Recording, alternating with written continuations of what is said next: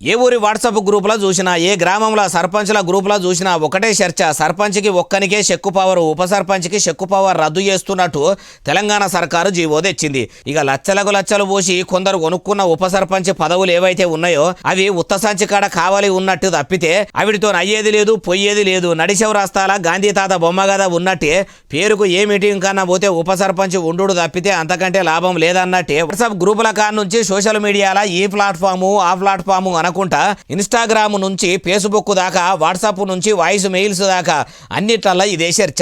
మరి ఇలా నిజమేంత అంటే ఎప్పుడైనా అధికార పార్టీలో ఉన్నోళ్ళు ఏదైనా పని చేయాలనుకున్నప్పుడు దాని గురించి పబ్లిక్ ఏమనుకుంటారని తెలుసుకోవాలని అప్పుడప్పుడు లీకులు ఇడిచిపెడుతుంటారు. జనం స్పందన ఎట్లుందో తెలుసుకుంటారు. ఒకవేళ ప్రభుత్వం చేయాలనుకున్న ఆ పని మీద చాలా వ్యతిరేకత వస్తే వెంటనే వెనకక అవుతారు. అట్లనే మంగళవారం ఉప సర్పంచ్కి సర్కారు చెక్కు పవర్ రద్దు చేసింది అన్నట్టు జీవో విడుదల చేసిన ముచ్చట కూడా ఆ బాపతే కావచ్చు. మరి చెక్కు మీద సంతకాలు పెట్టాలంటే సర్పంచ్ ఒక పార్టీలో ఉంటే ఉప సర్పంచ్ ఇంకో పార్టీలో ఉంటే ఒకరు ఎడ్డేమంటే ఇంకొకరు తెడ్డేమన్నట్టు ఉంటారు. కాబట్టి ఇక ఇట్లయితే గ్రామాల అభివృద్ధి అయినట్టే. అట్లా పడనోళ్ళు పల్లెలను ఏం ప్రగతి బాట నడిపిస్తారు? ప్రభుత్వ ఉద్యోగి అయిన గ్రామ కార్యదర్శి, ప్రజలతోని ఎన్నుకోబడ్డ సర్పంచ్ ఇద్దరితోనైతేనే ఏమన్నా గతి మారేటట్టు ఉంది.